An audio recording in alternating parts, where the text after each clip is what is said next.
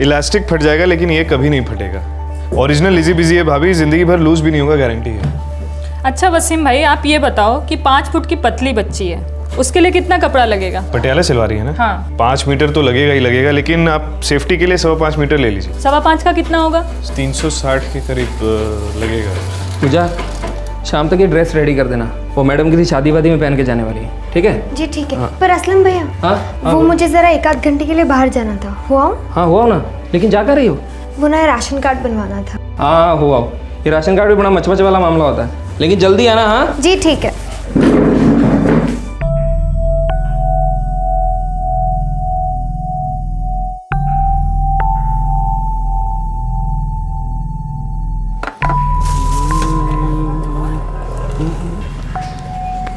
सुनील भैया, जरा एक और बार देख लीजिए ना।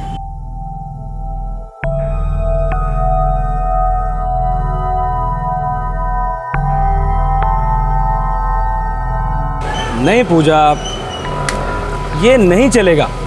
तुझे पहले भी बता चुका हूँ कि बाहर के राशन कार्ड पे यहाँ का राशन कार्ड नहीं बनता है। जरा देखिए, मैंने मेरा, छोटी बहन गीता और माँ तीनों का नाम कटवा दिया है। अरे वो तो दिख रहा है मुझे, लेकिन पूजा मैं सिर्फ राशन की दुकान चलाता हूँ। ये सब नाम काटना, नाम जोड़ना, ये सब राशन के ऑफिस में होता है। Ration office? मतलब आप किसी को तो जानते होगे ना वहाँ पे? प्लीज मेरी मदद कर दीजिए ना। अरे पूजा, मैं खुद के लिए कुछ नहीं कर सकता हूँ। कुछ नहीं करते हैं, सारा दिन बिठा के रखते हैं, इंतजार करवाते हैं बस। मैं भी बैठूंगी, मैं भी इंतजार करूंगी आपके साथ, पर प्लीज कुछ कर दीजिए। तू समझती क्यों नहीं है पूजा? देख, एक तो तू बाहर वाली है, किराए के मकान में रहती है, ठीक है? घर के कागज भी नहीं है तेरे पास, कोई पावती भी नहीं है। पूजा, तू तो किसी गिनती में नहीं आती है। कोई तो तरीका होगा ना सुनील भाई, राशन कार्ड बहुत जरूरी है, कुछ तो हो सकता होगा ना। एक तरीका है। क्या? राशन कार्ड हर नागरिक का एक ठोस पहचान पत्र होता है, लेकिन गरीबी रेखा के नीचे रहने वालों के लिए राशन कार्ड एक बहुत बड़ी सहूलियत है। इस कार्ड के जरिए वो पब्लिक डिस्ट्रीब्यूशन सिस्टम के द्वारा अधिकृत दुकानों से सस्ते दामों पर राशन खरीद सकते हैं। लेकिन राशन कार्ड बनवाना कोई पहाड़ खोदने से कम नहीं। किसी भी राशन ऑफिस में दाखिल होते ही आपको लोग भेड़ बकरियों की तरह इंतजार करते मिलेंगे, और उनमें ज्यादातर गरीब और लाचार लोग, जिन्हें यह संवैधानिक अधिकार मानो मेहरबानी के तौर पर दिया जाता है। लेकिन इस मेहरबानी की भी एक कीमत होती है। सरकारी दफ्तरों के टेबल्स के ऊपर की फाइलें टेबल के नीचे से हिलती हैं। 17 साल की पूजा को भी इस कटु सत्य का सामना करना पड़ा कि महंगाई से राहत दिलाने वाला राशन कार्ड पाना काफी महंगा पड़ने वाला था। पर एक सच्चाई और थी, यह कार्ड दरअसल सिर्फ कार्ड नहीं था, एक ब्रिक जाल था, एक बंद दरवाजा था जिस पर जुर्म दस्तक देने पहुंच गया था। कबूल करो।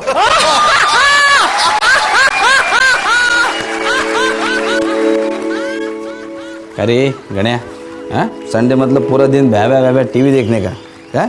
अरे क्या शाळेचं होमवर्क है कि नहीं है? बाबा आज संडे का मतलब हॉलीडे के दिन जो भी काम करता है उसका स्क्रू ढीला होता है। गप्पा बास गण्या, अरे कितना चबड़ करता है। पुष्पा, ए पुष्पे। हाँ। अरे ये जी उल्टा जवाब देने लगा है तेरा बच्चा। कई संस्कार आए कि नहीं है? अरे क्या होगा ये बड़ा होके? इस देश का क्या होगा? देश के बारे में आप राजनीति वाले जाने, मुझे तो इस वक्त दोपहर के खाने के बारे में बताइए, आप हो या नहीं हो? अरे मैं समझो लेट हो गया तो नहीं, तो एक काम कर, अभी अलमारी में से 5,000 रुपये निकाल के दे। अच्छा। ऊपर रख, ए बंद कर रहे, ऊपर है ऊपर। 1 2 3 4 5। क्या? हाँ दे जल्दी।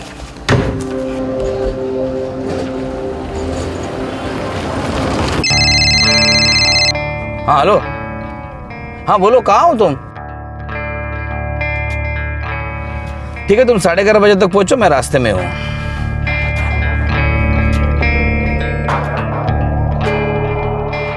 सलाम साहब। सलाम। आज इतवार को भी ऑफिस है? अरे पार्टी कामगार को क्या इतवार क्या सोमवार, पूरे एरिया का लोड अब मेरे ऊपर है, हाँ? सांस लेने की फुर्सत नहीं है। जी साहब।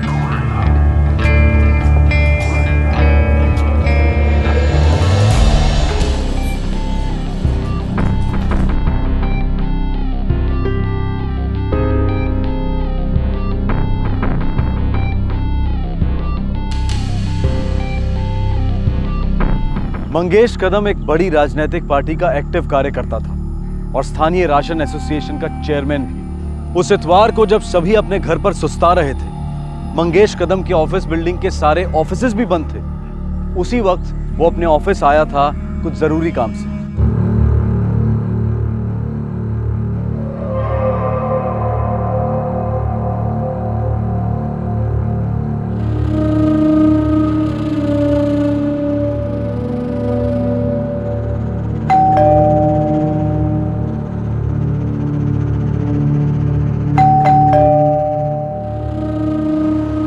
मंगेश भाऊ, तुम्ही डायल केलेला नंबर सध्या स्विच ऑफ आहे।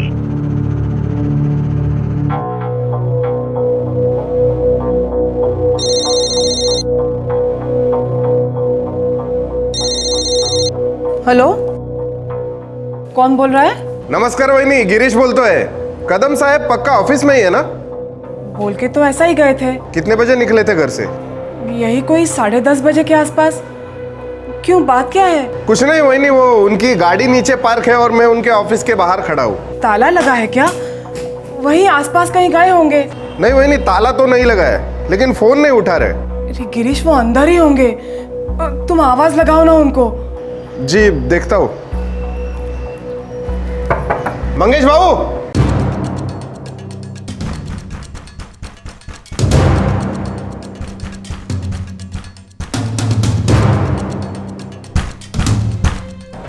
तोडून टाक दरवाजा।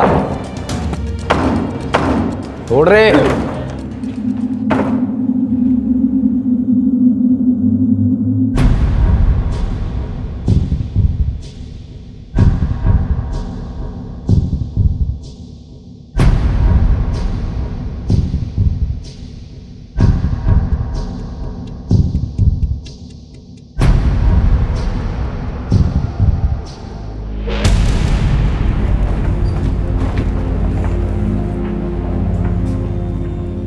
फॉरेंसिक टीम और एम्बुलेंस को बुला लेना तुरंत। सर। किस काम से आए थे तुम्हारे कदम साहब? मालूम नहीं सर, वैसे संडे को ऑफिस बंद ही रहता है। फिर तुम क्यों आए थे? मैं तो उनसे मिलने के लिए उनके घर पर गया था। वहिनी ने बोला कि वो ऑफिस गए तो मैं ऑफिस आ गया। यहाँ पर देखा तो नीचे उनकी गाड़ी पार्क है और दरवाजे पर ताला नहीं। मैं बेल बजाया जा रहा था, मोबाइल पर फ़ोन भी कर रहा था, ऑफिस के लैंडलाइन पर भी किया, लेकिन कोई रिस्पॉन्स नहीं। तभी लगा कि कुछ तो गड़बड़ है।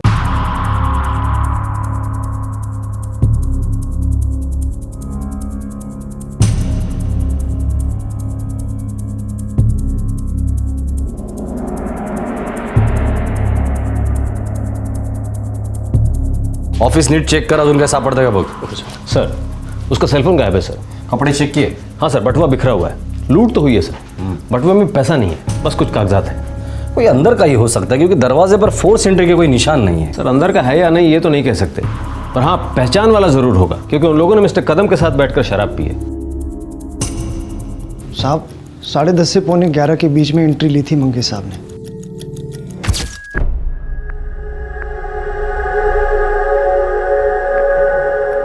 उसके बाद कौन आया था ऑफिस? 11:30 बजे मैं खाना खाने घर चला गया था। मैं यहाँ पड़ोस की चौल में रहता हूँ साहब। खाना खा के कितने बजे लौटे ऑफिस? जी 1:30 बजे साहब। 2 घंटे का लंच ब्रेक। किसी के शादी में गए थे क्या खाना खाने? आज इतवार है तो सारे ऑफिस बंद है साहब। साहब डेली में 12:30 पौने 1 के आसपास जाता हूँ। जो कांड हुआ है ना इधर, वो 11:30 और 1:30 के बीच हुआ है, जब तुम ड्यूटी पे नहीं थे। जी हो सकता है साहब। हो सकता नहीं, ऐसा ही हुआ है। चल अब फटाफट बता दे, ये 2 घंटे का ब्रेक लेने के लिए तुझे किसने कितने पैसे दिए थे? मैं बच्चे की कसम खा के कहता हूँ साहब, घर जाके मैंने गलती जरूर की है, लेकिन कोई गलत काम नहीं किया साहब। पहले पेट पर 2 वार किया गया है, उसके बाद ये गला चीरा गया है। मतलब खून करने के इरादे से अटैक किया गया है। और जो पैसे लूटे गए हैं वो शायद एक दिखावा है, सिर्फ चोरी का एंगल साबित करने की कोशिश की गई है। जाहिर सी बात है, पॉलिटिकल आदमी था तो दुश्मन भी काफ़ी होंगे। एक बात और, खून में अल्कोहल का कंटेंट अधिक है। इसका मतलब है कि मिस्टर कदम ने मौत से थोड़ी देर पहले शराब पी थी। ये मौत कितने बजे के करीब हुई होगी? यही कोई 12 से 1 के बीच में।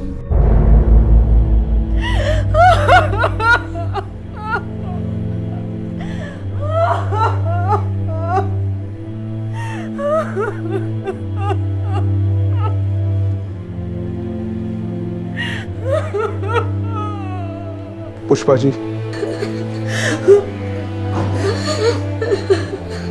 पार्टी आपके दुख को अच्छी तरह से समझती है। मंगेश भाऊ हमारे पार्टी के बहुत ही मजबूत कार्यकर्ता थे। आप किसी भी बात की चिंता मत कीजिए, पार्टी सब संभालेगी। और जिसने भी ये किया है समझो वो तो कया।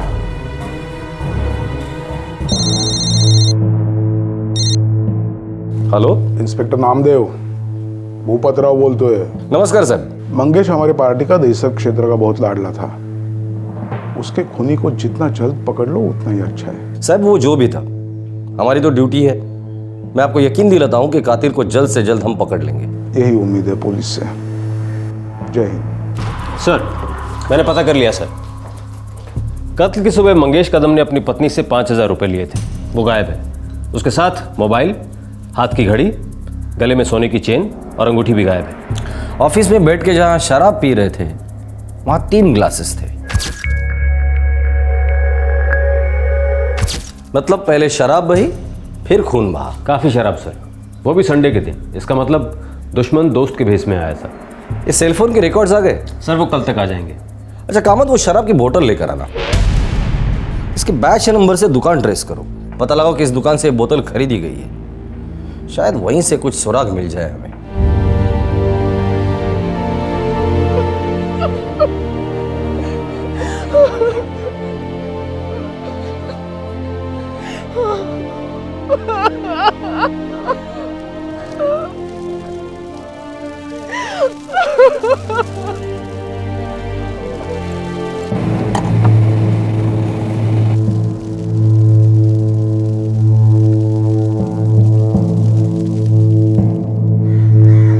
कदम साहब को बहुत प्यार करते थे सब लोग, सबका काम कर देते थे वो।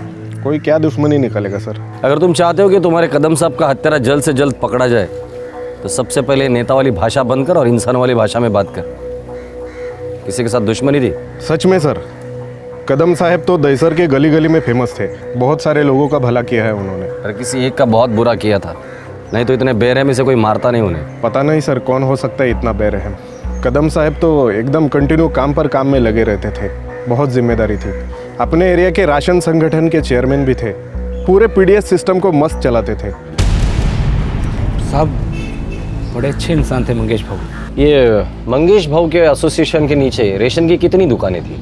पूरे दहिसर में कुल 7 राशन की दुकानें और कुछ छोटे मोटे किराने वाले भी थे। साहब मंगेश भाऊ का दिल बहुत बड़ा था। ठीक है, बस्ती में जाके लोगों से पूछताछ करना, औरत मर्द बच्चे सभी से पूछना।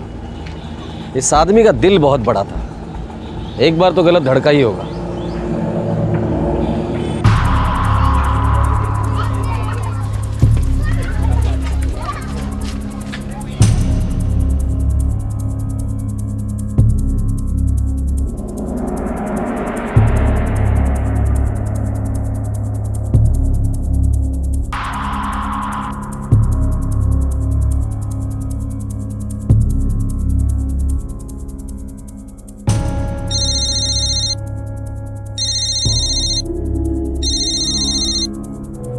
हाँ कामत बोलो। सर वो जिस दुकान से रम की बोतल खरीदी गई थी वो दुकान ट्रेस हो गई है सर। Very good.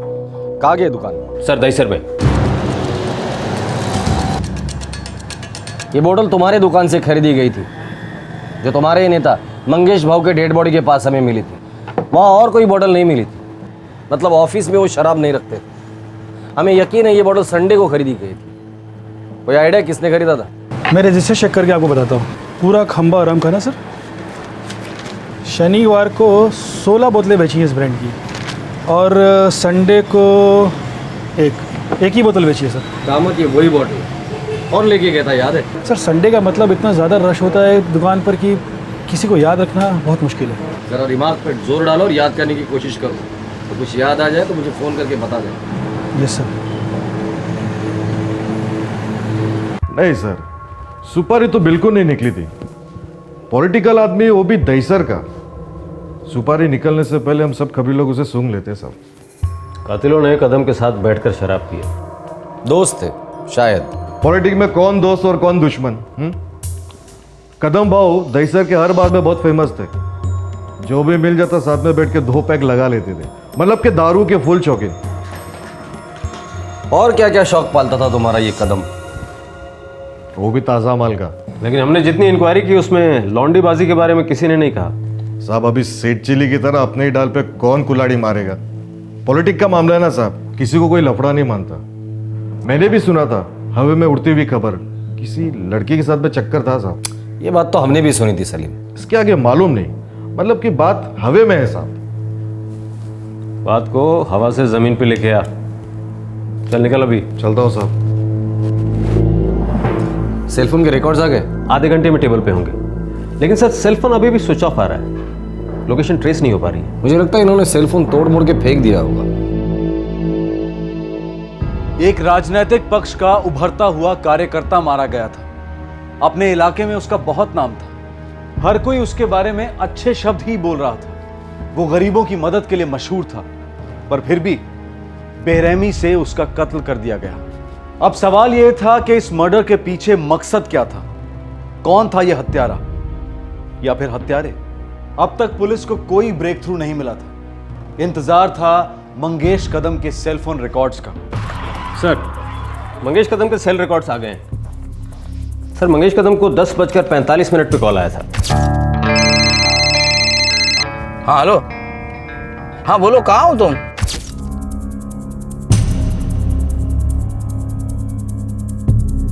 एट 6526, ये तो मुंबई का नंबर है। जी हाँ सर, अभी स्विच ऑफ आ रहा है, लेकिन हमारे रिकॉर्ड के हिसाब से तो ऑन ही रहेगा। सर ये मेन सुराग हो सकता है। इस वक्त इस सेल का लोकेशन क्या दिखा रहा है? सर इस वक्त ये दिल्ली शो हो रहा है, लेकिन इतवार के दिन इसका लोकेशन कांदरपाड़ा था। ये लास्ट कॉल थी मंगेश कदम के मोबाइल पे। इसका मतलब है हत्यारा कांदरपाड़ा की है। सर इस नंबर के भी सेल रिकॉर्ड्स आ गए हैं, ये प्रीपेड नंबर है। मंगेश कदम को फोन करने के बाद ठीक 4 मिनट बाद 10:49 को इस नंबर पे फोन किया था। सर मुझे लगता है इन 2 कॉल्स के बीच में ही सारा खेल हुआ है। काम करो, ये नंबर ट्राई करो। हाँ सर।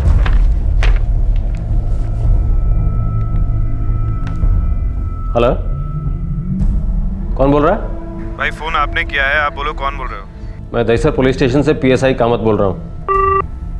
हेलो सर, काट दिया। दोबारा ट्राई करो। तो स्विच ऑफ आ रहा है। यही नंबर कातिल का हो सकता है, या तो कातिल के चौकट तक हमें लेकर जा सकता है।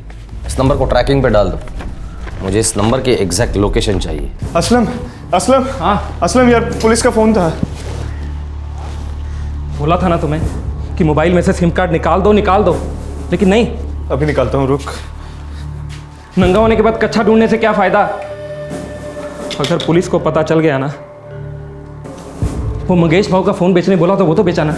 2 ही तो दिन हुए हैं यार, मैं कहाँ से बेचता? मैं बहुत डर गया था असलम। पूजा कहाँ है? पूजा पता नहीं यार, वो घर पर नहीं है। गीता, सच बोल, तूने और तेरी पूजा दीदी ने कुछ गलत काम तो नहीं किया ना? नहीं माँ, कुछ नहीं। तो फिर 2 दिन से पूजा गायब क्यों है? और तू घर में होकर भी खामोश है? और इस तरह तू ऐसे डरी डरी से क्यों बैठी है बेटा? पता क्या छुपा रही है? मैं देखती हूँ।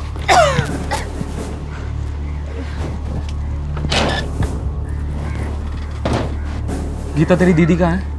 मालूम नहीं। ए असलम, क्या माजरा है? तुम लोगों ने कुछ गलत काम तो नहीं किया ना? हाँ? जरूर तुम लोगों ने पूजा कुछ बता के गई कि कहाँ जा रही है? गीता, पूजा कहाँ है? अरे बताना, पूजा कहाँ है? लगाओगी 2 थप्पड़। बताना कहाँ है? पूजा दीदी दिल्ली गई है। क्या? भाई और पापा के पास।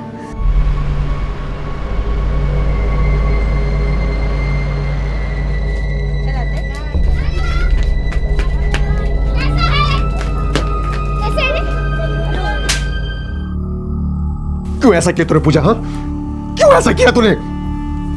तुम तीनों को मुंबई में छोड़कर मैंने जीवन की सबसे बड़ी गलती की। तुम तो अब फंस गई, बेचारी गीता को भी फंसा दिया। हाँ बाबा, आपने हमें अकेला छोड़कर दिल्ली नहीं लौटना चाहिए था। पिछले 3 साल हमने मुंबई में कैसे काटे वो सिर्फ हम जानते हैं। एक खराब हालत थे हमारे, बता भी नहीं सकते। आप ही हम लोगों को लेकर गए थे ना, आपने ही मुंबई के सपने दिखाए थे ना। लेकिन जिस दिन आपकी तबीयत बिगड़ गई, हमारी किस्मत भी बिगड़ गई। आप तो यहाँ लौट आए भैया के पास, लेकिन हम वहां जलील होते रहे। माँ घर घर जाकर बर्तन मांजती, मैंने सिलाई का काम शुरू कर दिया। पढ़ाई तक छूट गई थी, बड़ी मुश्किलों से गीता को पढ़ा रही थी, और फिर माँ की भी तबीयत बिगड़ गई। जीना दुश्वार हो गया था। जीना दुश्वार हो गया था तो किसी को मार के तुझे क्या मिला? वो भी उस मंगेश कदम जैसे बड़े आदमी को। कुछ हासिल नहीं करना था उससे मारकर। तो फिर क्यों मारा मंगेश कदम को?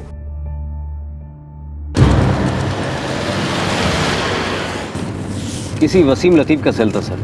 कांदर पाड़ा में दर्जी की दुकान चलाता है, नूर टेलर्स। असलम, कहाँ जाएंगे यार? क्या करेंगे हम? पता नहीं वसीम, लेकिन अगर यहाँ रहेंगे ना तो हमारी कब्र पक्का खुद जाएगी। हम तो बर्बाद हो गए यार, अभी चले यहाँ से।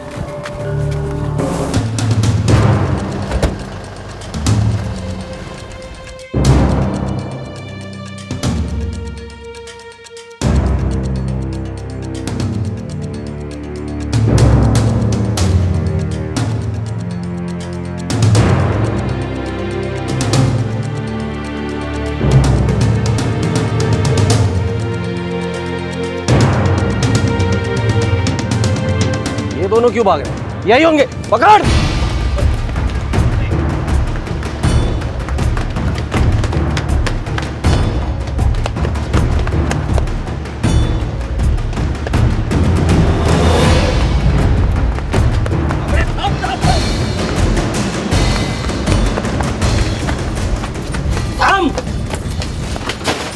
हातात भेटला असल्या तर कुत्र्यासारखं तुडवीन।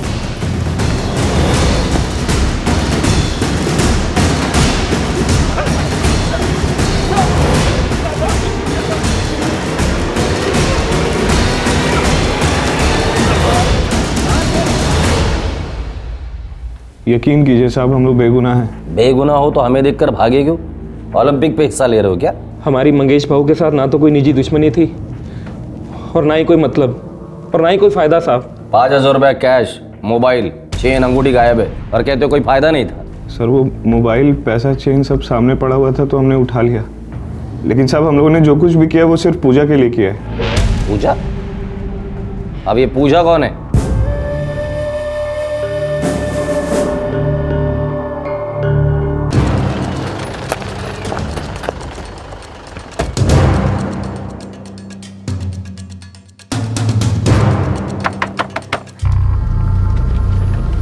पूजा कहाँ है? सर वो पूजा कहाँ है? सब इस बच्चे को मत डांटिए। हम सब पूजा को लेकर बहुत परेशान हैं। वो 2 दिन से गायब है, किसी को कुछ भी पता नहीं कि वो कहाँ है। इस बच्चे का मुंह भी बंद है साहब। उसकी चिंता तुम मत करो, पुलिस स्टेशन में तो गूंगे भी बोलते हैं। ले चलो इसे। मेरे बच्चे को छोड़ दो साहब। साहब मेरे बच्चे ने कुछ नहीं किया।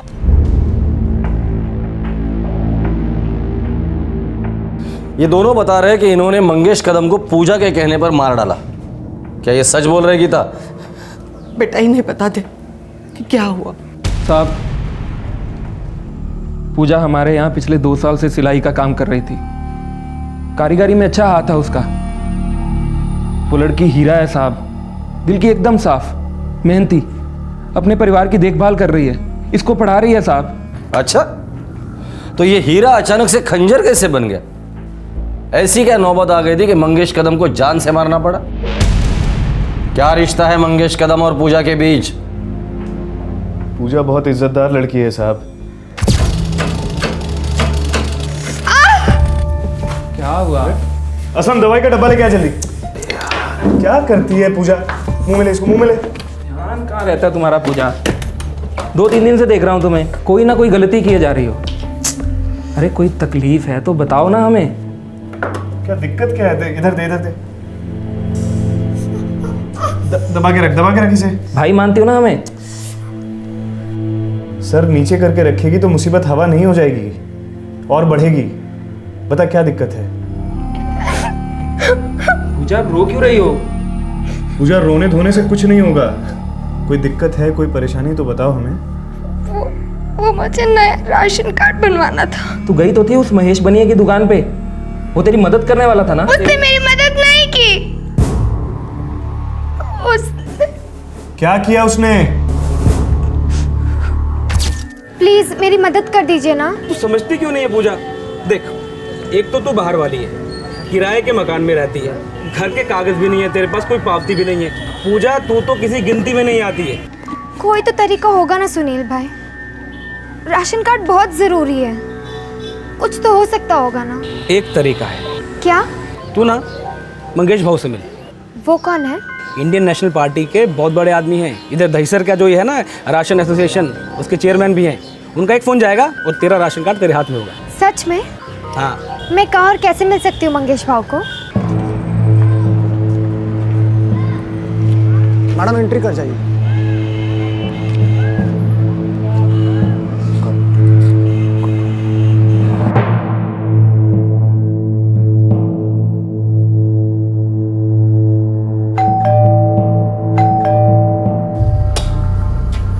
नमस्ते। बोलिए, क्या काम है? सर मेरा नाम पूजा है, मुझे मंगेश जी से मिलना था। हाँ वही तो पूछे मैंने, क्या काम है? मुझे नया राशन कार्ड बनाना है। ये तो यहाँ नहीं बनता, राशन ऑफिस में बनता है। पर सर वहाँ मेरी कोई मदद नहीं कर रहा। अरे कौन है रे गिरीश? कुणी नहीं साहब, एक मुलगी है, रेशन कार्ड बना के मांगता है उसको। हाँ आने दे उसको, अंदर आने दे। जी जा, निकल पड़ी तेरी।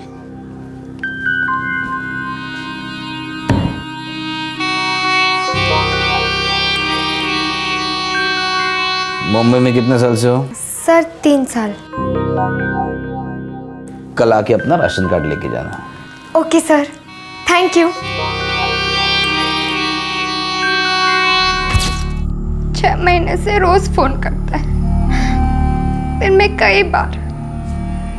किस लिए फोन करता है? एक तो तेरी पैदाइश मुंबई की नहीं है, तेरा यहाँ कोई पक्का ठाव ठिकाना नहीं है, आसान नहीं है तेरे लिए राशन कार्ड बनाना। सर आप चाहो तो कुछ भी हो सकता है ना?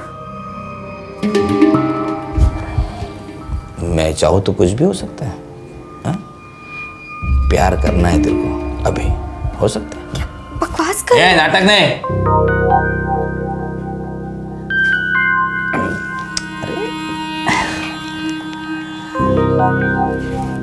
तेरे को कार्ड चाहिए ना? तू बैठ बैठ बैठ। तू मेरे से कोऑपरेशन चाहती है ना? तो तुझे थोड़ा कोऑपरेट करना पड़ेगा ना, है ना? हाथ से हाथ मिला के काम करेंगे, डरते नहीं हैं। हाँ, बिल्कुल नहीं। अच्छा एक बात बता, कुंवारी है तू? है? अरे कार्ड चाहिए ना? मैं हर बार जाती तो बहुत गंदी तरह से पेश आता, लेकिन मेरा कार्ड नहीं बना रहा था 6 महीनों से। तो पिछले 6 महीने से वहां जा क्यों रही है? राशन कार्ड बनवाने। राशन कार्ड बनाना कितना जरूरी है ना? राशन कार्ड के बिना खाना पीना सब मुश्किल पड़ जाता है, इतनी महंगाई है। राशन कार्ड की राहत पाने के लिए मैं उसके यहाँ जाती, जितनी बार बुलाता हर बार जाती। अब करें भी तो क्या करें? पुलिस को इन्फॉर्म करने से भी कुछ नहीं होगा, वो भी उसी की तरफ होंगे, उल्टा इस पे केस ठोक देंगे, बदचलन साबित कर देंगे इसे, उसका बाल भी बांका नहीं होगा। सियासती आदमी है वो। अब मैं क्या करूं? उसने मेरे साथ बहुत खराब किया, लेकिन जब भी कार्ड की बात करती हूँ तो कहता है पूरे 6 महीने से आप ये सब कर रहे हैं, लेकिन मेरा कार्ड नहीं बनवा रहे। ऐसा नहीं बोलते रे, प्यार कर रहा हूँ मैं तेरे से। कार्ड नहीं बना रहे हैं। अरे बन रहा है तेरा कार्ड, लेकिन क्या? मैंने सुना तेरी एक छोटी बहन है ना, वो अमिता सीता नाम की कुछ। गीता 9th क्लास में पढ़ती है, डॉक्टर बनना चाहती है और मैं उसे डॉक्टर जरूर बनाऊंगी। अरे छोड़ डॉक्टर, फिल्म लाइन में डाल उसको, कितनी सुंदर दिखती है। अभी परसों देखा उसको मैंने। सर मेरा कार्ड कब तक बनवा रहे हो? अरे कार्ड ये देख, आज शनिवार है, कल इतवार और सोमवार को तेरे हाथ में तेरा कार्ड होगा। सच? अरे पक्का। लेकिन क्या? ये संडे को तेरी छोटी बहन को लेके आना इधर। मतलब कार्ड के साथ हर हफ्ते तेरे को डबल राशन भी दूंगा मैं, और हर चीज पे तेरे को 50% फ्री है। बस इतना संडे बना दे मेरा।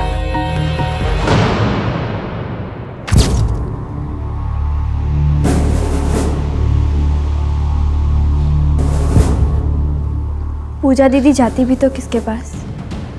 आपके पास आती तो आप क्या कर सकते थे सर? कुछ भी तो नहीं। साहब हमसे सहा नहीं गया। पूजा हम दोनों को अपना भाई कहती थी और हम दोनों भी उसे अपनी छोटी बहन मानते थे। वो आदमी पिछले 6 महीने से उसके साथ खिलवाड़ कर रहा था, बेवकूफ़ बना रहा था उसे। और उस दिन तो उसने हद कर दी साहब, वो इस बेचारी बच्ची को भी निकल जाना चाहता था।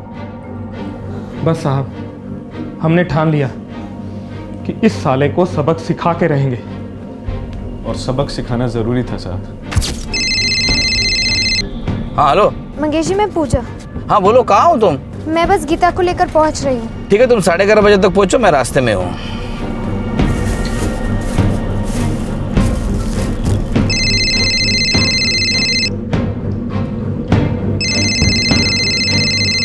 हेलो, हाँ पूजा बोलो। कदम साहब किसी भी वक्त ऑफिस पहुंचते ही होंगे। हम तुम्हारे पहुंचने से पहले वहाँ पहुंच जाएंगे।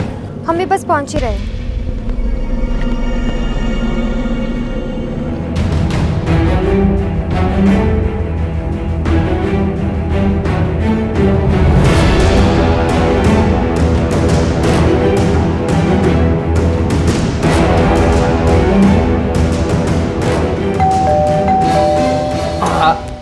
सलाम मंगेश भाऊ। अरे सलाम। तुम दोनों इधर कैसे? आज तो संडे है। अरे भाऊ कुछ नहीं, इधर से जा रहे थे तो सोचा थोड़ा आपसे मिलते चले। अरे नेकी और पूछ आओ भी आओ।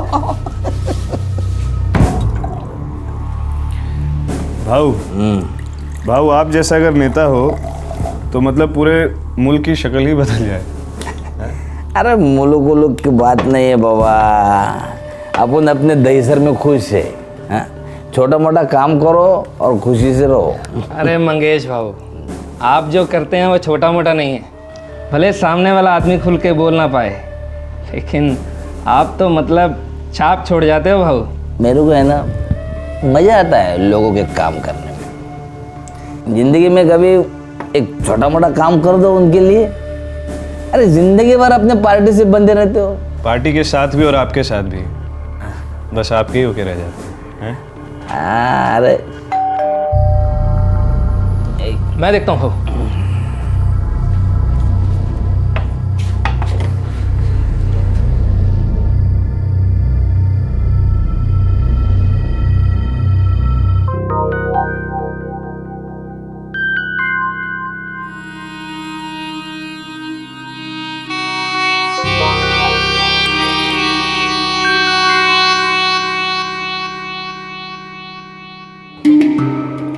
भाई असलम वसीम आने के लिए बहुत बहुत शुक्रिया। अभी आप लोग जाओ, मुझे इन बच्चियों की सेवा करनी है। बहुत दिन से अप डाउन चल रहा है बेचारी का। ठीक है भाऊ, फर्ज पहले है, नशा वशा तो फिर कभी होता रहेगा। हाँ भाई, जय हिंद। सलाम भाऊ।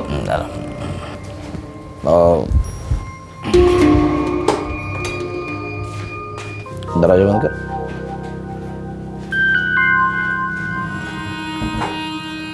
What is your name? Gita. Oh, lovely. Come in. Come. Oh, तो बैठ जा इधर, बैठ जा। फटाफट, तुम्हें तो पता है कैसे फटाफट निपटाता हूँ मैं। कम, अरे डरते नहीं, कम कम कम।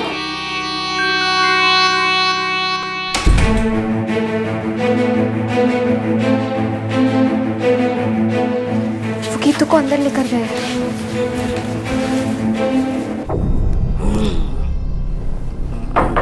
क्या है पूजा? क्या है? अरे आ रहा हूँ यार। क्या है? क्या है? अरे तुम दोनों वापस कुछ भूल गए क्या? ना, आप भूल गए भाव। आप भूल गए कि पाप का घड़ा भरता है तो फूटता ही फूटता है। क्या है वसीम? ये गीता तुम्हारी बेटी जैसी है। पिछले 6 महीने से तू पूजा को नोच नोच के खा रहा है। तुझे रत्ती भर भी शर्म नहीं आई भाव? हैं? राशन कार्ड के नाम पर लोगों के साथ खिलवाड़ करता है भाऊ। आज से तेरा दाना पानी बंद मंगेश भाऊ। मार!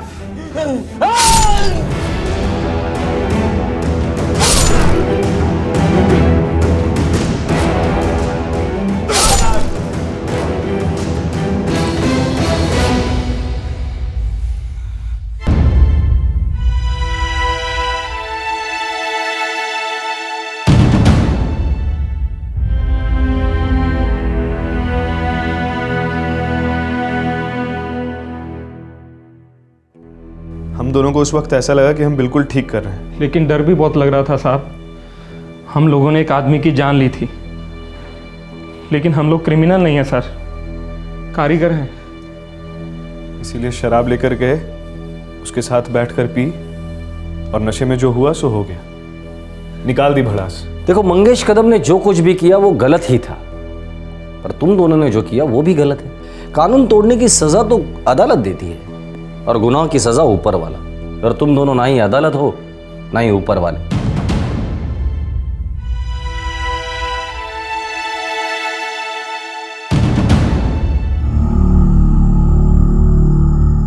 पूजा,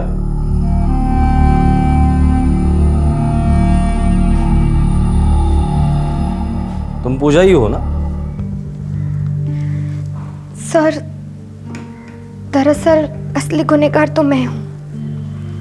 वसीम भाई और असलम भाई को मैंने ही उकसाया था मंगेश कदम को मारने के लिए। उसने न जाने क्या क्या किया मेरे साथ, पर मैं चुपचाप सहती रही।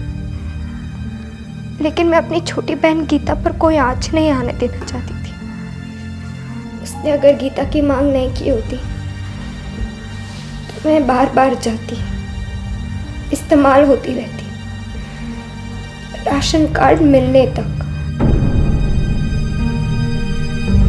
वैसे भी हम गरीबों का फर्ज होता है ना बेआबरू होते रहना।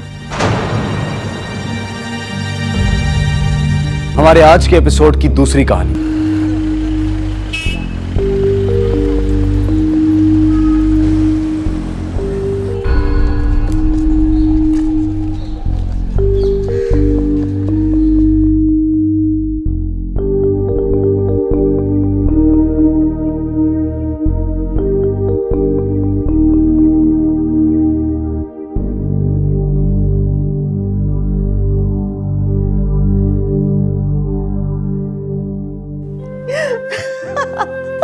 हाँ रोहिणी, हाँ हाँ, तुम्हारे अप्पा से मैं बात करूंगी।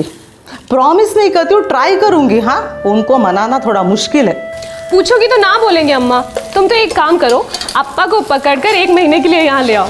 उनके लिए भी अच्छा चेंज हो जाएगा और मेरी भी थोड़ी हेल्प हो जाएगी ना माँ। तो तुम्हारे अप्पा को मैं पकड़ के लाऊं 1 महीने के लिए? इम्पॉसिबल।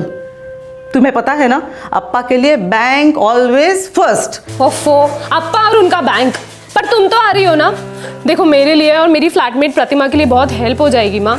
ना मत बोलना। अप्पा से बात करके मैं तुम्हें फोन करती हूँ। पर वो जो भी कहे, मैं तुम्हें परसों यहाँ एक्सपेक्ट कर रही हूँ। लव यू माँ। हाय बेटा, लव यू। ये बच्ची भी ना कभी कभी इतना जिद करती है। आ रही हूँ 1 मिनट। आ रही हूँ। क्यों आज थोड़ा सा लेट हो गया? अरे ब्रांच मैनेजर हूँ बाबा, काम कितने होते हैं मालूम नहीं क्या निर्मला? हाँ हाँ हाँ, सॉरी, भूल गई। पानी लेके आती हूँ। हाँ वैगो, हाँ शेषाद्री का काम आज फाइनली हो ही गया। अच्छा, हाँ 7 दिन, पूरे 7 दिन में तुम्हारा लोन हो जाएगा ऐसा मैंने बोला था शेषाद्री को। हाँ करवा दिया। अच्छा है ना? अरे सिर्फ अच्छा नहीं, जरूरी है निर्मला। देखो हमारे गवर्नमेंट बैंक को प्राइवेट बैंक से कंपटीशन भी तो करनी है ना, तो उनके जैसा रिस्पॉन्स भी तो चाहिए फटाफट, वही कि नहीं? भाई ना शर्ट लो, टॉवेल। अच्छा सुनिए ना, मैं क्या कह रही थी। बोलो। देखो निर्मला क्या है, मैंने सोच लिया कि रिटायरमेंट से पहले कम से कम 3 जूनियर्स को मैं ऐसे तैयार कराऊंगा जो किसी भी इंटरनेशनल बैंक के MBA शेम्बीए को टक्कर दे सके। अब मैं बोलूं? बोलो। आज रोहिणी का फोन आया था पुणे से। अच्छा, क्या कह रही थी? वो चाहती है कि कुछ समय तक मैं उसके पास आके रहूं, 1 महीना, जब तक उसकी एग्जाम्स खत्म नहीं होती। ठीक है, लेकिन वहां जाके उसे अच्छा कोकनी खाना खिलाना। उसे खिलाती हूँ और आपको अच्छी सी कॉफी पिलाती हूँ। ग्रेट। मैं नहाने जाऊँ? हाँ।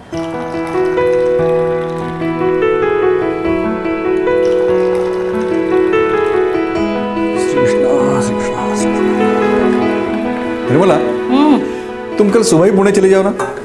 और आप? तुम तो जानते हो मैं नहीं आ सकता। हाँ, लेकिन अगले हफ्ते एक दिन जरूर आ जाऊंगा।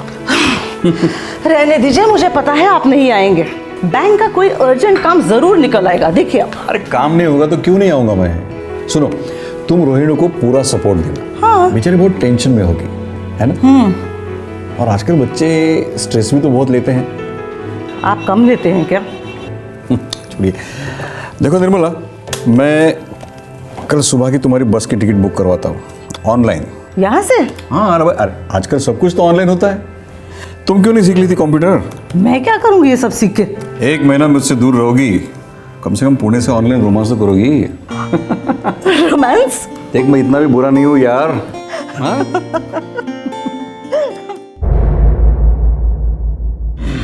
चलो निर्मला, जल्दी बस छूट जाएगी। Come on. क्या कर रही हो निर्मला? चलो। हाँ हो गया ना, बस एक बार सब कुछ देख के रखते थे। good. अच्छा देखिए, हाँ, बोलो। आशीर्वाद होटल में देवन्ना से मेरी बात हुई है। मैंने उनको कहा है कि आपके लिए तेल, नमक और मिर्च सब कम।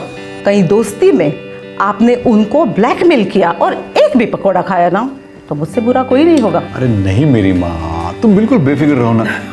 अच्छा, दूध वाले से कहा है 1 दिन छोड़ के 1 दिन दूध देने के लिए वेस्ट हो जाएगा। मैं सब समझ गया, आप चलो। हाँ 1 मिनट, मैं दूध रख के आती हूँ। 1 मिनट।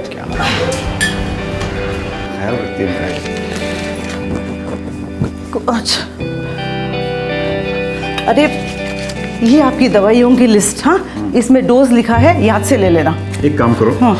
मेरा नाम और टेलीफोन नंबर मेरे शर्ट पे चिपका दो ताकि मैं भूल ना जाऊं। अरे भगवान के सामने रोज दिया जलाना मत भूलना। मैं बूझने ही नहीं दूंगा उसे, ठीक है?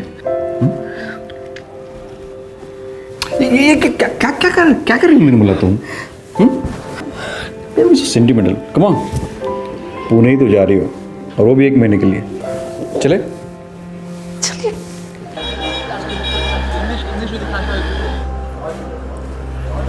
देवरन्ना, आज वेस्ट इंडीज, पक्का वेस्ट इंडीज, देखना आप। भाई अन्ना, आज मैं बैट नहीं लगाएगा। ये टीम तो राम भरोसे भी नहीं रहा। अरे नहीं यार, ऐसा मत बोल।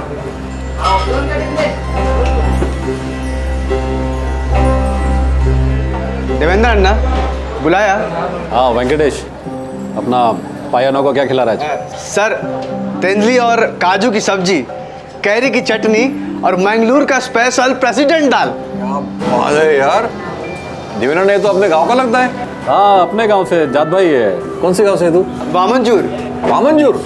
अरे तो मेरा ही गांव है वामनजूर। वामनजूर में कहाँ? अमृतेश्वर मंदिर है ना, हाँ। उसमें मित्रा समाज होटल है ना, वही गली में। अच्छा, तो वही गली में रहता है? हाँ। अयो मत याद दिला यार वो बचपन के दिन। सच में कितने बढ़िया दिन थे वो देवेंद्र अन्ना, क्या बताओ। कब से यहाँ पर? अभी 2 हफ्ता पहले ये और इसका एक दोस्त रघु, दोनों को काम पे रखा है। अच्छा वेंकटेश, अपना पाई अन्ना का मिसेस 1 महीने के लिए गाँव गया। समझा? इसलिए इनका खाना हमारे ही होटल से जाएगा। समझ गया सर, एकदम मित्रा समाज होटल जैसा। प्रेसिडेंट दाल। बस 3 साल और, उसके बाद मैं यहाँ का सब कुछ समेट कर अपने गांव वापस मंगलुरु। घर घर होता है यार।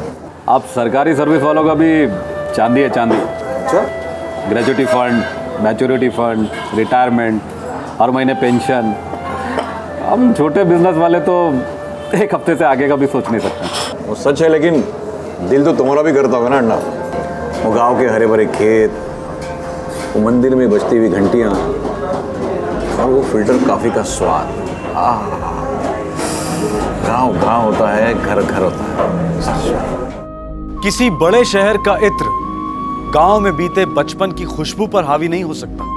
वो मासूम यादें बार बार लौट आती हैं और शहरी इंसान को घर लौटने के लिए प्यार भरी मिन्नतें करती हैं। और अगर वो शहरी अपने गांव वाले से टकरा जाए तो पहली ही मुलाकात में यादों के बादल फट जाते हैं, भाईचारे की बौछार हो जाती है। 55 वर्षीय सीनियर बैंक ऑफिसर रामाकृष्ण पाई के साथ भी कुछ ऐसा ही हुआ। रामाकृष्ण पाई मुंबई के घाटकोपर इलाके के निवासी। इनका मूल स्थान कर्नाटका के दक्षिण कन्नड़ा जिले में था, जहां तालीम हासिल करने के बाद वो अपनी किस्मत हासिल करने मुंबई शहर आए। कर्मभूमि मुंबई में जिंदगी निकल गई थी, लेकिन घर घर होता है।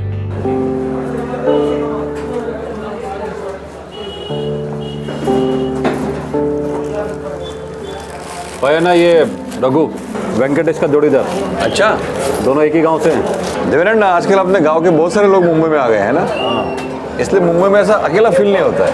वो तो है। चलो चलता हूँ। अच्छा पायन ना, मैं क्या बोलता है, रोज शाम को यहाँ पे खाना खाने के लिए आने का तकलीफ मत कीजिएगा। मैं घर पे खाना भिजवाता ना। वैसा है तो बेस्ट है, लेकिन मुझे यहाँ आने में भी कोई प्रॉब्लम नहीं है। अरे उसी बहाने देवेंद्र, गांव के लोग मिलते हैं, गांव की बातें होती हैं, थोड़ा अच्छा लगता है। ठीक है, मैं भिजवाता हूँ। ठीक है, चलो चलिए।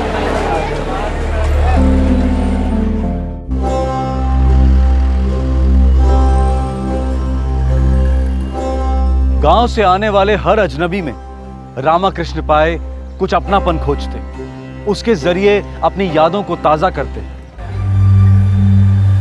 गुड इवनिंग साहब। Good evening. Good evening.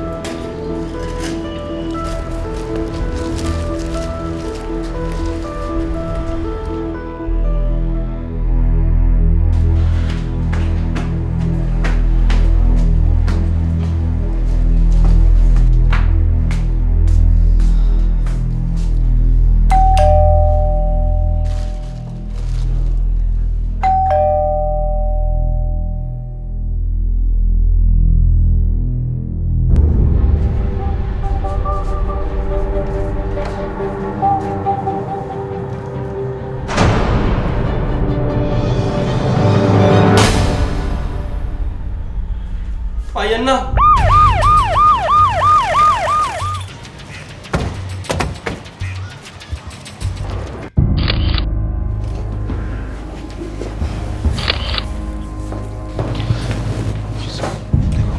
और सब सर्च करते हैं।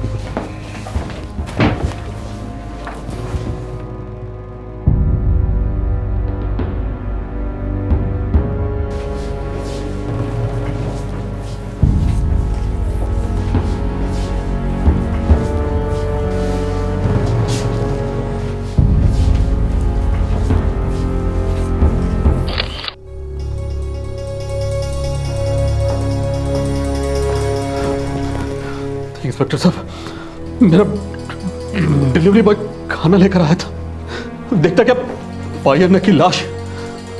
दोस्त था मेरा वो। कितने सालों से? बहुत सालों से, पता नहीं कितने सालों से।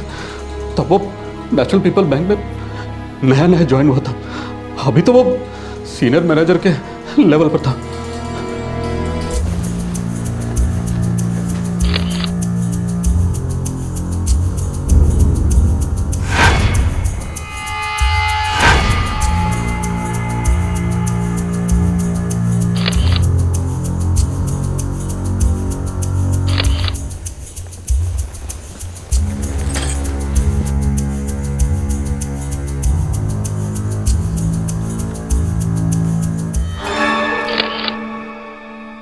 सर कबर्ड और ड्रॉर खुले हुए हैं, काफी कुछ चोरी हुआ है। मिस्टर पाई पिछले एक हफ्ते से इस घर में अकेले रह रहे थे। देवेंद्र जी ने उनकी मिसेज और बेटी को फोन किया है। जब वो लोग आएंगे तभी पता चलेगा क्या क्या चोरी हुआ है। सर अलमारी को उसकी चाबियों से खोला गया है, कोई तोड़फोड़ नहीं है। इनके बटुए में पैसे मिले, मोबाइल फ़ोन नहीं लिया गया, जेब में ये कॉन्डम का पैकेट मिला है,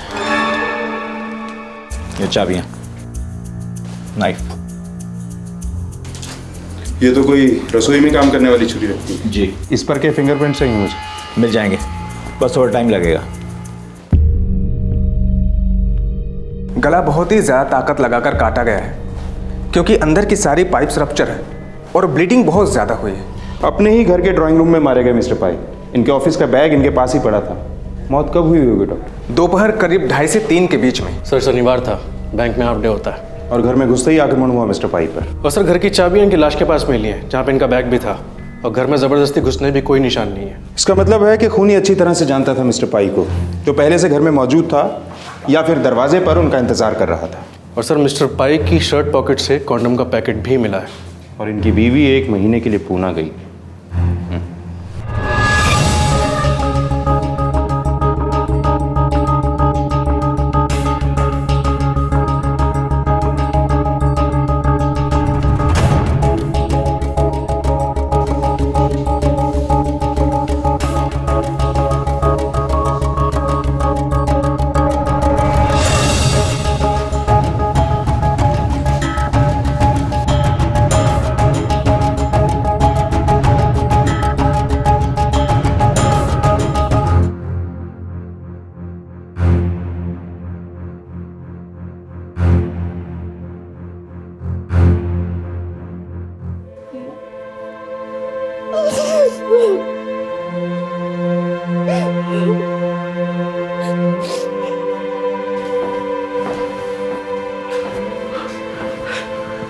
आपको पूना का 1 हफ्ता हुआ था। जी सर, मैं अपनी बेटी के यहाँ गई थी। क्या क्या चुराया गया है? मेरे सारे जेवर गए हैं सर। घर में लगभग 25,000 कैश था, वो भी गया। मेरी शादी के लिए अप्पा ने जो जेवर बनवाए थे वो भी गए। ये जेवर और कैश आप हमेशा कबर्ड में लॉक रखते हैं? जी सर, हमेशा। चाबियाँ एक गुच्छे में थी जिसमें घर की चाबी भी थी, और ऐसे 2 सेट्स थे, एक मेरे पास था और एक रोहिणी के पापा के पास। खूनी इन चाबियों के बारे में जानता था मिसेस निर्मला पाई। ऐसा कोई है आप तीनों के अलावा जो इन चाबियों के बारे में जानता हो? नहीं सर। किसी से कोई दुश्मनी? आपके पति ने कभी कुछ जिक्र किया हो? किसी से कोई परेशानी थी? नहीं सर, उनकी दुश्मनी किसी के साथ में नहीं थी। आपका ये आशीर्वाद होटल यहाँ से काफी पास है। जी, यहाँ से सिर्फ 5 मिनट। आप दोनों रोज मिलते थे? रोज तो नहीं, हाँ पिछले हफ्ते 2 बार पाया नाम से मिलने आया था, मिलकर मैच देखते थे।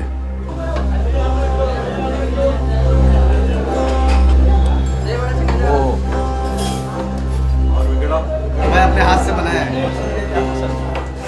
बस 2 ही बार पाया नाम से होटल में मिलने आया था, लेकिन हमारा लड़का रोज शाम को उनका खाना लेकर यहाँ आता था। आप लोगों में बहुत पुरानी दोस्ती थी, आप बता रहे थे। सिर्फ दोस्ती नहीं, बल्कि हम जात भाई हैं। हम सब लोग मैंगलोर साइड के, गौड़ सारस्वत। निर्मला जी, आपके पति का किसी औरत के साथ कोई अफेयर था?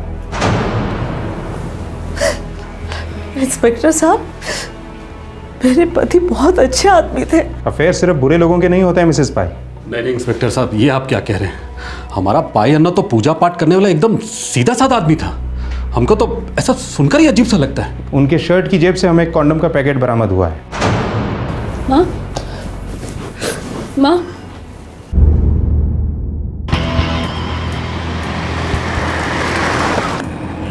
साहब, मिस्टर पाई के फ्लोर पे सारे पड़ोसियों से पूछताछ की, किसी से कुछ नहीं पता चला। बिल्डिंग में कोई सिक्योरिटी नहीं है क्या? पुरानी कॉलोनी है सर, सिक्योरिटी नाम की कोई चीज़ नहीं। दोपहर 2:30 और 3 के बीच मारा गया है, कोई चीखने की आवाज़ नहीं, किसी को कोई भनक तक नहीं पड़ी। सर लेकिन एक बात है। क्या? घर को जिस तरह से लूटा गया, सिर्फ कबर्ड और ड्रॉर खोलकर चीर दिए गए थे, बाकी सब चीज़ वैसी की वैसी। जैसे सामने वाले को पता हो जेवर कहाँ है और कैश कहाँ है।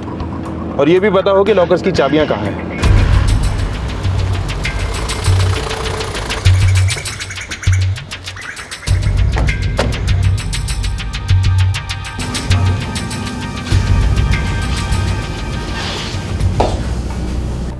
ईयर्स की सर्विस थी मिस्टर रामाकृष्ण पाई की, बेदाग सर्विस ऑफिसर, और काम में भी बहुत पक्के थे। ऑफिस में कैसे थे? सभी से बहुत प्यार से पेश आते। किसी से कोई खास प्यार? मतलब अफेयर? आई एम सॉरी, मेरा मतलब मुझे कैसे पता चलेगी पर्सनल बातें? और ऊपर से मैंने कभी कुछ ऐसा नहीं सुना। किसी ने सुना होगा, किसी ने कहा होगा। ऑफिस में कोई तो होगा जिसको दूसरों के अफेयर्स में दिलचस्पी हो। देखिए ऑफिसर, आई एम सॉरी, मगर हमारे यहाँ लोगों के बीच प्रोफेशनल ताल्लुकात है। हाँ, एक दूसरे की फैमिलीज वगैरह को जानते हैं, लेकिन इस तरह के नाजायज़ अफेयर या ताल्लुकात हमारे ऑफिस में आम बात नहीं है। सर, मिस्टर पाई के फ़ोन रिकॉर्ड्स। कोई काम का नंबर? सर ज़्यादातर कॉल्स उनकी पत्नी और बेटी को किए गए हैं, और उनको भी ऐसे कोई खास कॉल्स नहीं आए। कोई ऐसा नंबर जो किसी प्रोस्टिट्यूशन रैकेट की तरफ इशारा करता हो? सर आपको लगता है उन्होंने कोई कॉल मंगवाई थी? नामुमकिन नहीं है। फितरत वाले आदमी के लिए सोने पर सुहागा था। बीवी 1 महीने के लिए घर से बाहर गई हुई थी, कोटे पे जाने की टेंशन नहीं। कॉल गर्ल को घर पे बुलाया होगा और दस्तक दी होगी मौत ने। सर मैंने उनको किए हुए और उनको आए हुए सारे नंबर चेक करें, उसमें से कोई सा भी नंबर किसी कॉल गर्ल का या किसी कॉल गर्ल के दलाल का नहीं था। खूनी कोई प्रोफेशनल तो था नहीं, होता तो बटुआ और मोबाइल क्यों छोड़ता। जाहिर है कि खूनी कोई ऐसा था जो घर से पूरी तरह वाकिफ था, इसलिए सीधा जेवर और कैश के लिए गया। सर मिस्टर पाई की पत्नी और बेटी दोनों पुणे में थी, और उनके अलावा उनका करीबी दोस्त है देवेंद्र, होटल आशीर्वाद का मालिक। बेटी पुणे में कहाँ पढ़ती है? सिनर्जी इंस्टीट्यूट ऑफ मैनेजमेंट में। सर पुणे का एड्रेस निकलवाओ। जब माँ बेटी यहाँ है तो चुपचाप वहाँ की बैकग्राउंड चेक कर लेते हैं। सर माँ बेटी पे शक? खून के रिश्तों में सबसे ज्यादा खून बहता है ऑफिसर।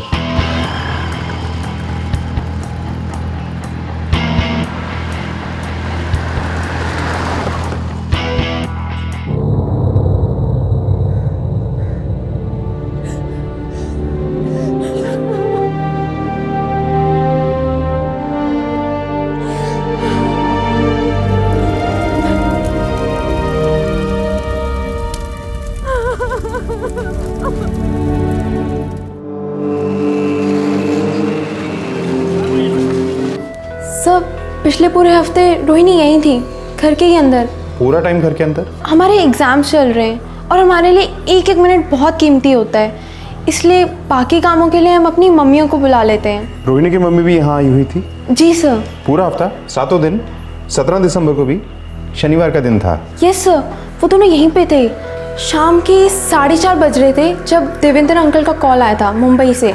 उन्होंने बताया कि वहाँ ऐसा ऐसा हो गया है, और ये सुनकर दोनों शॉक होकर चली गई।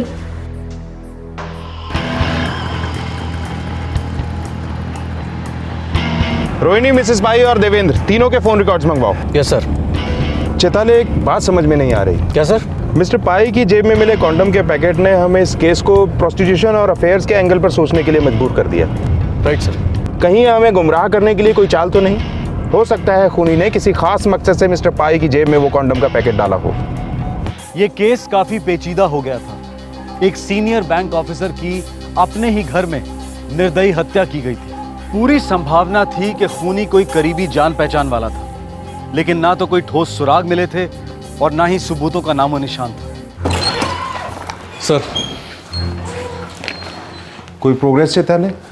नहीं माने साहब, मैंने रोहिणी, मिसेस पाई और देवेंद्र तीनों के फोन रिकॉर्ड्स ट्रैक करे हैं, सारी ट्रेल्स फॉलो किए, लेकिन कुछ भी ऐसा निकल कर नहीं आ रहा जो हमारे किसी काम का हो। शायद सारे सबूत और इशारे इस तरफ हैं और हम लोग उस तरफ अंधी गली में आंखें बंद करके टटोल रहे हैं।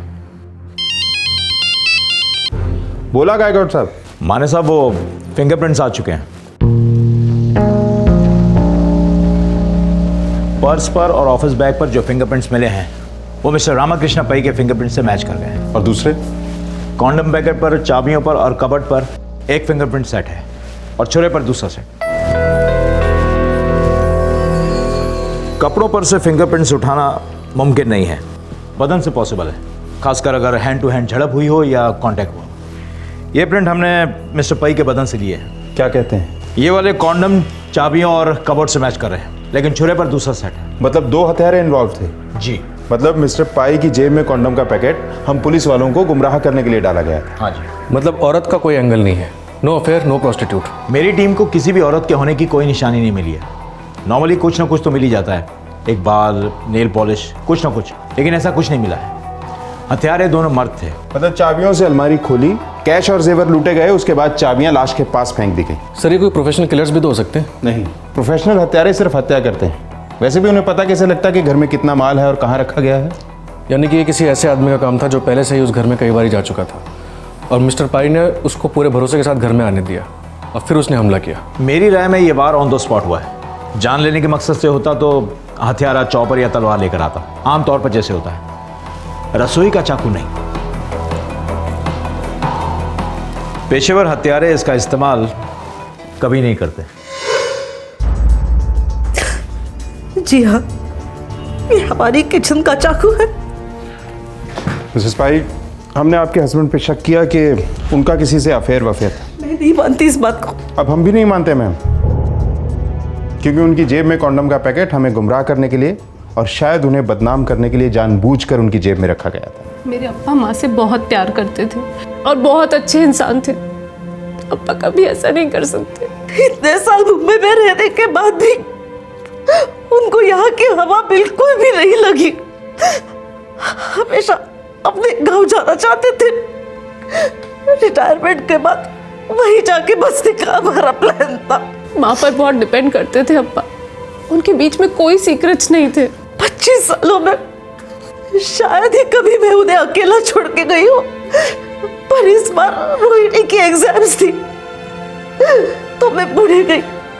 उनसे कहा भी कि आप चलिए, लेकिन बैंक में इतना सारा काम था वो नहीं आ पाए।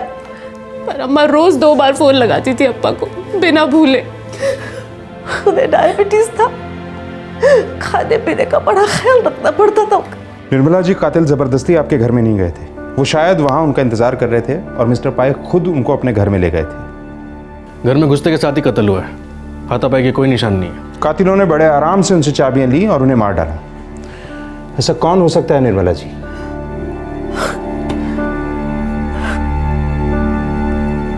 सच में इंस्पेक्टर, मैं तो सोच भी नहीं सकती हूँ कि ऐसा कोई करीबी रिश्तेदार या दोस्त ऐसा कर भी सकता है। मिसेस पाई का कहना है कि खूनी उनके यानी मिस्टर पाई और मिसेस पाई की अच्छी पहचान वाला नहीं हो सकता। मतलब ऐसा इंसान हो सकता है जिससे मिस्टर पाई करीब हुए हों लेकिन मिसेस पाई को खबर ना हो। यानी दोस्त तो नहीं हो सकता, मतलब देवेंद्र तो नहीं हो सकता। पूरा पाई परिवार उनको अच्छे से जानता है। कोई ऐसा होगा जिससे मिस्टर पाई ने उसे एक हफ्ते में नई नई दोस्ती की होगी जब मिसेस पाई पुणे में थी।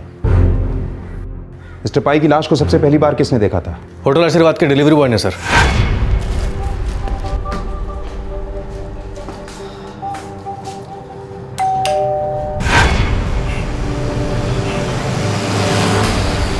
जी हाँ, पाया ना मेरे होटल में सबसे घुल मिल जाते थे, पूरे स्टाफ के साथ। वो डिलीवरी बॉय जिसने मिस्टर पाई की लाश को सबसे पहले देखा था वो कहाँ है? गुरु, एक मिनट। कृष्णा, गुरु को ला रहे। चल। क्या हुआ साहब? सर ये मेरा रेगुलर डिलीवरी बॉय है, भरोसे वाला लड़का है। हम भी अभी तक शक नहीं कर रहे हैं, बस पूछताछ के लिए लेके जा रहे हैं। ले चलो। चल।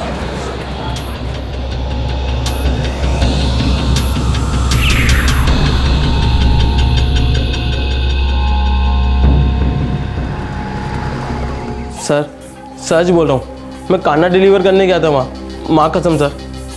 सबसे पहले क्या देखा तूने? सर पायन्ना का दरवाज़ा हमेशा बंद रहता था, उस दिन खुला था साहब, तो मुझे थोड़ा अजीब लगा। मैंने अंदर देखा तो देखा पायन्ना गिरे हुए थे, सब खून खून था साहब। तू रोज़ जा रहा था खाना डिलीवर करने? डेली 1 हफ्ते से सर। पायन्ना शाम को 7 बजे खाना खाते थे। मेरे सामने कहा था कि डॉट 6:30 बजे पहुँच जाना गर्मा गर्म खाना लेकर। उस दिन 3:30 से 4 के बीच में पहुँचा तू? क्योंकि वो रात का खाना नहीं था, शाम का नाश्ता था, डोसा था साहब। शनिवार को उनका हाफ डे होता था ना, तो शाम को घर आके डोसा खाते थे पायन्ना। मिस्टर पाई से अच्छी पहचान थी तुम्हारी? पायन्ना की पूरे होटल में सभी से अच्छी जान पहचान थी। हम एक ही गांव के, एक ही जात के। मतलब तुम्हारे अलावा बाकी स्टाफ को भी पता था कि शनिवार के दिन मिस्टर पाई बैंक से जल्दी लौट आते हैं? मालूम ही होगा सर, उनकी सबसे अच्छी दोस्ती थी। आपके स्टाफ में जितने लोग हैं सबसे पूछताछ होगी मिस्टर देवेंद्र। किस लिए सर? मेरे होटल के लड़के ऐसा बिल्कुल नहीं कर सकते। हम सब लोग एक ही जगह से हैं। कौन किसका भाई है, कौन किसका बेटा है, हम सब लोग एक दूसरे को अच्छी तरह से जानते हैं। इसीलिए हम सबसे बात करना चाहते हैं देवेंद्र साहब। मिस्टर पाई के हत्यारे भी उनके बेहद क्लोज थे। दो ऐसे लोग थे जिन पे मिस्टर पाई को पूरा भरोसा था, दोस्ती थी। इसलिए अपने पूरे स्टाफ को हाजिर कीजिए और जरा जल्दी।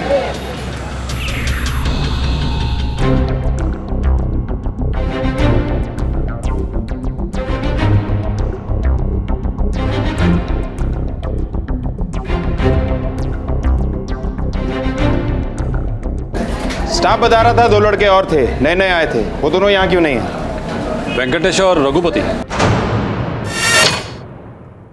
वर्कर्स का कहना है कि मिस्टर पाई के मर्डर के पहले तक दोनों यहाँ थे, बाद में कहीं चले गए। जी वो तो छुट्टी पर गए थे, वो भी पायन्ना के मर्डर से पहले। वेंकटेश और रघुपति ये दोनों भी बेंगलोर के वामनचूर के रहने वाले थे। जी हाँ। और मिस्टर पाई भी वहीं से बिलोंग करते थे। जी।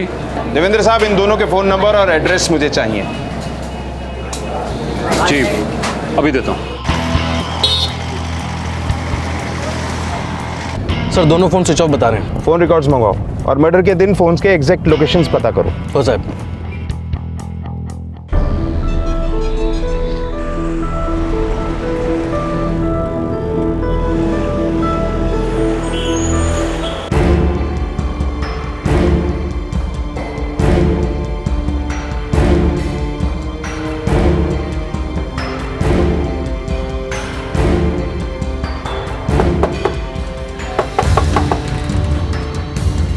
वेंकटेश शिनॉय? हाँ साहब, मैं ही वेंकटेश शिनॉय। तुम्हें हमारे साथ चलना होगा। तुम्हारा दोस्त रघु कहाँ रहता है? क्यों साहब, कोई प्रॉब्लम साहब? कोई वो तुमको और रघु को एक साथ बताएंगे। कहाँ रहता है वो? बाजू में 3 गली छोड़ के रहता है साहब। जाओ रे, उसको भी लेके आओ। साहब कोई गलतफहमी हुआ। हम लोग तो 15 दिसंबर को ही मुंबई से यहाँ आए। साहब हमको तो अभी मालूम पड़ा आपसे कि पई अन्ना का खून हो गया। हाँ साहब, और मेरे पास मुंबई टू मैंगलोर का टिकट भी है। Train ticket, Netravati express, Mumbai to Mangalore, 15 दिसंबर। हाँ वेणु साहब, हम उन लोगों का इंतजार कर रहे हैं। इंस्पेक्टर माने, मुझे नहीं लगता है दोनों लड़के इन्वॉल्व हैं इंस्पेक्टर वेणु, हमारे पास सबूत हैं। अच्छा होगा कि आप उन दोनों को हमारे पास यहाँ ट्रांसफर कर दें।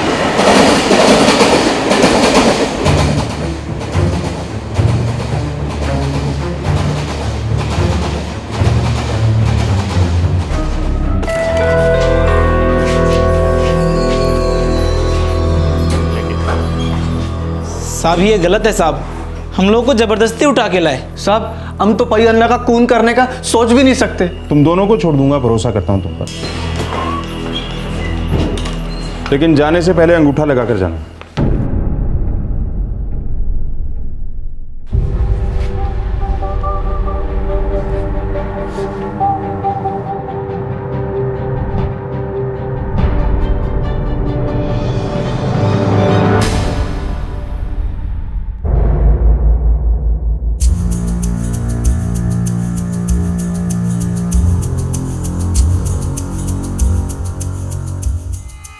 अंदर ले लो दोनों को, यही है वो।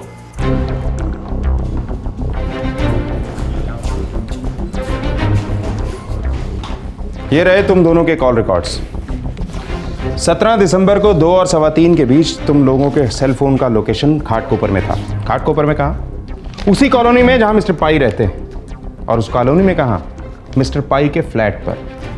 चाकू पर, चाबियों पर, अलमारी और कॉन्डम का पैकेट, सभी जगह पर उंगलियों के निशान तुम दोनों के हैं। 15 दिसंबर को तुम लोगों ने अपने मालिक देवेंद्र से छुट्टी ली और ठीक 2 दिन बाद 17 दिसंबर को मिस्टर पाई का कत्ल हुआ। लेकिन तुमने बड़ी चालाकी से 15 दिसंबर का टिकट लिया कि अगर पकड़े जाओ तो यह साबित हो सके कि 17 दिसंबर को तुम लोग मैंगलोर में थे। लेकिन 17 दिसंबर को तुम लोग मैंगलोर में नहीं, यहीं घाटकोपर में थे, मिस्टर पाई के घर पर, जहां तुमने मिस्टर पाई का कत्ल किया और जेवर और कैश लूटे। जाहिर है उस फ्लैट में तुम लोग पहले भी कई दफा गए होगे।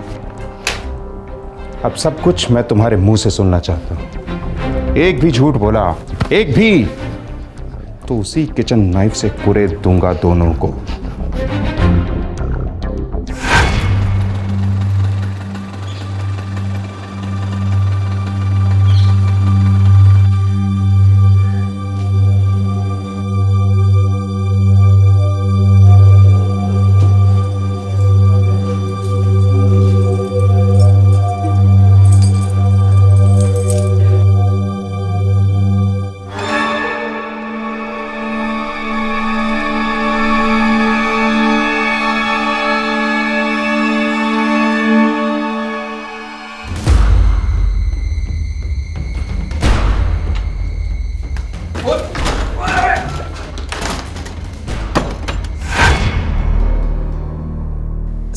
सर हम वहाँ सिर्फ लूटने के लिए गए थे, हमारा उनका मर्डर करने का कोई इरादा नहीं था। जात भाई, गांव वाला समझकर मिस्टर पाई ने खुले दिल से तुम्हें अपने घर में दाखला दिया। तुम लोग उनके गांव के लिए इस प्यार को समझ गए थे, और इस प्यार के साथ इतनी बड़ी बेईमानी की तुम दोनों ने।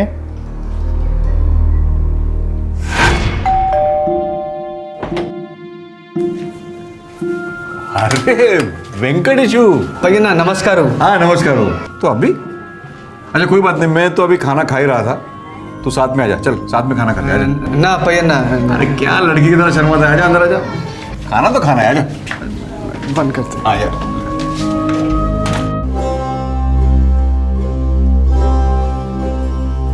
अरे वेंकटेशु ऊपर चेयर पे बैठ ना। नहीं भैया ना, मैं इधर ठीक है। मैं ठीक है, चलो मैं इन जमीन पे बैठ जाता हूँ। अरे हम लोग गांव में जमीन पर बैठ के खाना खाते थे, वो भी चम्मच से नहीं, हाथ से। बोलो कैसे आना हुआ? मेरा माँ बहुत बीमार है, तो मेरे को एक 500 रुपये चाहिए था, वो घर भेजने का है। देवेंद्र साहब से मांगने में मेरे को थोड़ा हिचक हो रहा था। रुक, कोई बात नहीं, मैं तुम्हें पैसे देता हूँ। मैं अभी आया, बैठ। ठीक है।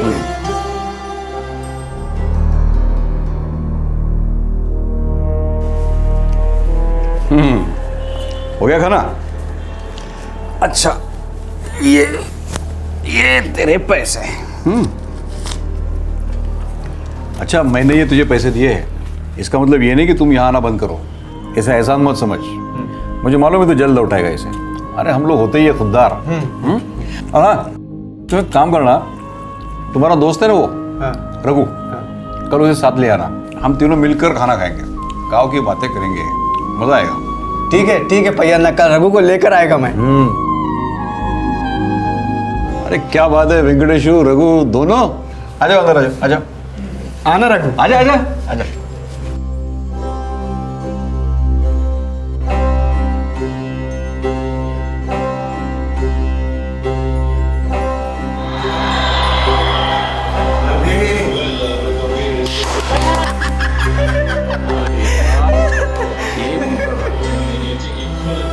बैंक मैनेजर रामाकृष्ण पाई को वेंकट और रघु में दो नए दोस्त मिले थे जो उन्हें उनकी बचपन की याद दिलाते थे।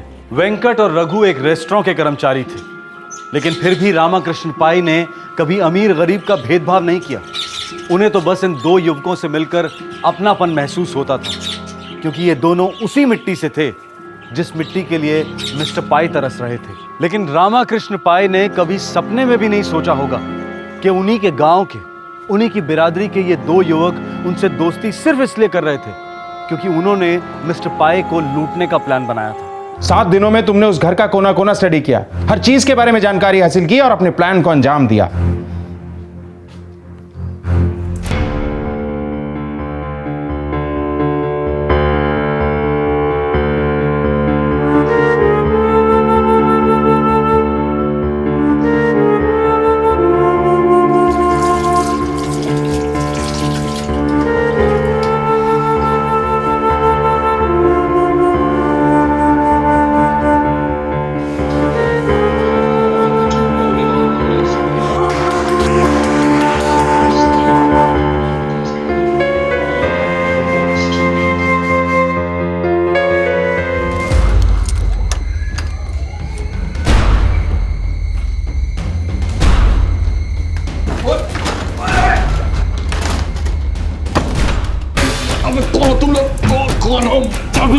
नहीं दूंगा चाबी।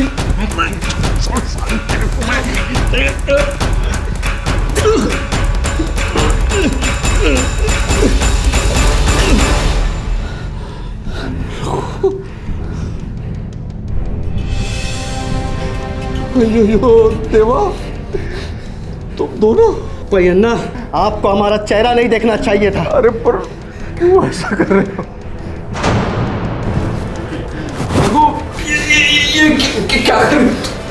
क्या चाहिए तुम्हें? तुम्हें क्या चाहिए? बोला था चाबी दे दो। अरे आपने नहीं दिया, आपको हमारा चेहरा नहीं देखना चाहिए था। लेकिन तुम ये नहीं कर सकते। सॉरी, अब कोई चारा नहीं है।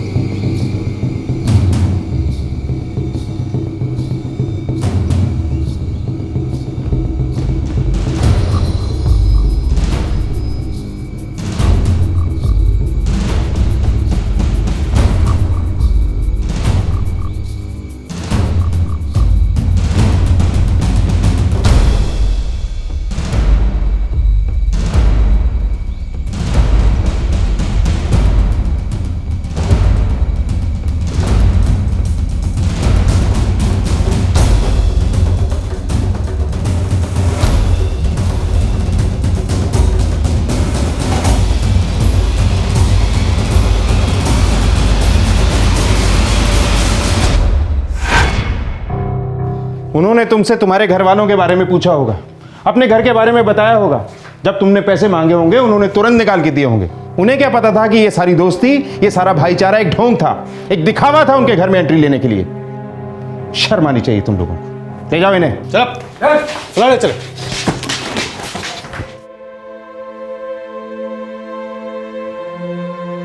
भाभी, हमको माफ़ कर दो। सच में हमको बिल्कुल भी मालूम नहीं था कि हमारा होटल में ऐसा जानवर जैसा लोग भी काम कर सकते हैं। नहीं देवेंद्र, इसमें आपकी कोई गलती नहीं है। आजकल तो ज़माना ही खराब चल रहा है। समझ में ही नहीं आता कौन अपना है और कौन अपना बनकर जान ही ले लेगा। माँ, देवेंद्र अंकल, टाइम ही बहुत फास्ट चल रहा है आजकल, और अप्पा के लिए तो और भी फास्ट था। काम तो वो बैंक में करते थे, पैसों में डील करते थे, पर कभी समझ ही नहीं पाए कि आज के ज़माने में रिश्ते, नाते, यादें सब पैसों से तोली जाती हैं। पैसों के एक्सपर्ट थे अप्पा, पर कभी पैसों को समझ ही नहीं पाए। पैसों ने जान ले ली अप्पा की।